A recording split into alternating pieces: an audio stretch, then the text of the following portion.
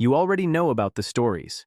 Researchers studying the Jew/Huansi Bushmen of the Kalahari found that 80% of their nighttime conversation around the fire consisted of narrative, stories about ancestors, distant people, the spirit world, the behavior of animals, the social rules of the group. Polly Wiesner, the anthropologist who documented this, called stories the original social media. That finding has traveled far. But here's the thing nobody talks about, because it happens before the stories start, before the first story of the evening, before the first piece of gossip, before the first moral lesson wrapped in a tale about a clever animal and a foolish man. There is something else happening around that fire, something older than language, older than narrative, older than the human capacity to construct a plot with a beginning and an end. And if you've ever been to a bonfire, or a long dinner, or a concert where the crowd somehow breathes together, you felt it. You just didn't know what it was called. Chimpanzees, our closest living relatives, maintain their social bonds through physical grooming. One animal picks through another's fur, removing parasites, smoothing the hair. It's slow, intimate, calming, and it releases endorphins in both parties. Grooming is how chimpanzees say, "You matter to me. You are in my circle. I will spend my time on you." The problem is that grooming is one-on-one. You cannot groom 6 animals simultaneously. And as group size increases, the proportion of time required for grooming increases with it. Calculations suggest that maintaining the social bonds of a human-sized group through grooming alone would require roughly 40% of waking hours. That's not sustainable. Something else had to emerge. So what did it replace grooming with? Here's the first answer, and it predates language entirely. Music, or more precisely, synchronized rhythmic sound and movement. Singing, clapping, dance. Research by Robin Dunbar and colleagues, published in Evolution and Human Behavior, found that synchronized music making, even among strangers, triggers endorphin release measurable through pain tolerance tests. Not just the feeling of connection, actual endorphins. The same neurochemical that grooming produces in chimpanzees, produced simultaneously in multiple people doing nothing more than moving or vocalizing in time with each other. This is what made music an evolutionary solution to the grooming bottleneck. Where grooming could bond one pair at a time, synchronized sound could bond a group simultaneously. A fire circle of 15 people singing together was doing, in parallel, what would have taken 15 pairs of chimpanzees hours of individual grooming to accomplish. But this raises an obvious question. If music solved the bonding problem, what did language add that music couldn't? The answer is information, and specifically, information about people who aren't present. Music bonds the group that is physically present. It synchronizes the nervous systems of the people in the circle, raises their pain thresholds, releases endorphins, creates the feeling of shared identity that researchers call social fusion. It is extraordinarily powerful for what it does. But music cannot tell you that the man in the neighboring camp took more than his share of the kill last season. It cannot convey that the woman your daughter is about to marry has a reputation you should know about. It cannot transmit the lesson of what happened 3 generations ago when someone tried to hoard water during a drought. Music operates in the present tense. Reputation, history, social rules, warnings, these require language.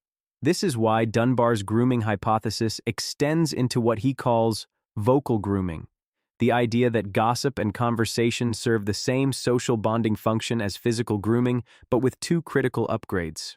First, multiple people can participate simultaneously. Second, the information transmitted has content that outlasts the moment of its delivery. A piece of reputation information about a person shared around a fire continues to affect group behavior long after the fire has gone out. The sequence around an ancient fire, then, was not random. It had a structure that made functional sense. Physical proximity and warmth first. The calming effect of heat on the nervous system. The reduction of the stress hormones that build up during the exertions of the day. Then, synchronized sound and movement, the endorphin release that opens the group's social bonding circuits. Then, once the group was physiologically primed for trust and connection, the information-dense conversation, stories, gossip, social updating, reputation management, the transmission of cultural knowledge. Each phase was preparing the nervous system for the next. Evolution, it turns out, invented the perfect dinner party. Fire, music, then the part where everyone talks about people who aren't there. Your ancestors were doing this 200,000 years before restaurants existed. What made this sequence particularly powerful was something researchers discovered only recently, and it changes how you think about what a group actually is. Here's what happens to multiple brains in the same physical space, synchronized around the same experience. Neuroscientists studying audience members at live performances have measured something called interpersonal neural synchrony, the degree to which the brain activity of different individuals tracks together over time. At live shared experiences, music performances, storytelling, ritual, neural synchrony between audience members increases significantly. Brains, physically present in the same space, sharing the same sensory input, begin to oscillate together in measurable ways. This is not a metaphor for connection. It is a literal description of what happens to neural activity when humans share an experience in real time, in the same physical space. The campfire was not just a place where ancient humans happened to gather. It was a synchronization device, a technology for temporarily making multiple nervous systems behave as a coordinated unit. And here's what that unit was capable of that none of its members could do alone. In 2017, researchers studying the Agta, a Filipino hunter-gatherer population, published findings in Nature Communications that put the function of campfire storytelling in sharper focus than it had ever been before. The researchers measured cooperation rates within Agta camps, the degree to which individuals shared resources, helped one another, and coordinated labor, and then looked at what predicted those cooperation rates. The strongest single predictor was not kinship, not shared history, not resource abundance. It was the presence of skilled storytellers. Camps with highly rated storytellers showed significantly higher levels of cooperation, and the stories themselves weren't random. Analysis of their content showed consistent themes: cooperation, fairness, the punishment of selfishness, the rewards of generosity, the importance of sex equality in decision-making. Stories were transmitting the norms that made cooperation possible, and they were transmitting them in a format that the human brain retains far more effectively than abstract instruction. Skilled storytellers, the researchers found, were also preferred social partners and had greater reproductive success than people of equivalent physical capability who lacked storytelling skill. Evolution was actively selecting for the capacity to tell a story around a fire, not as entertainment, as social infrastructure. This is what the campfire sequence was building toward. The music synchronized the nervous systems. The gossip maintained the reputation network and updated social information. And the stories, the formal narratives with characters and consequences, encoded the behavioral rules that allowed people who weren't closely related to cooperate at scales that no other species had achieved. Each of these was a layer in a system, not separate activities that happened to share a location. A sequence, evolved over hundreds of thousands of years, for producing something that had no precedent in the animal world.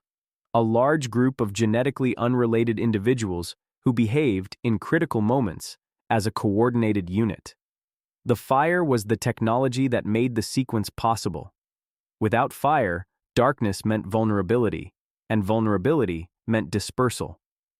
With fire, the night became a protected space where the most socially sophisticated behaviors your species had developed could run without interruption, which is why the replacement of fire with screens is not a neutral substitution. Screens deliver some of what the fire delivered: content, narrative, social information, but they do not deliver the physical proximity that initiates the sequence. They do not deliver the synchronized sound and movement that primes the bonding circuits.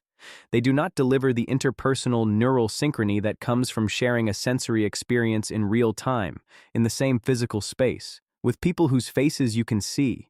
You get the stories. You don't get what comes before the stories. And what comes before the stories, it turns out, is what made the stories work. Step back, and the campfire looks less like a cozy detail of prehistoric life and more like the original social technology. Music before language. Synchronized movement before narrative. Endorphins before information. The sequence was not accidental. It was an evolved protocol for transforming a collection of individuals into a coordinated group, run nightly, for hundreds of thousands of years, in every human community on Earth.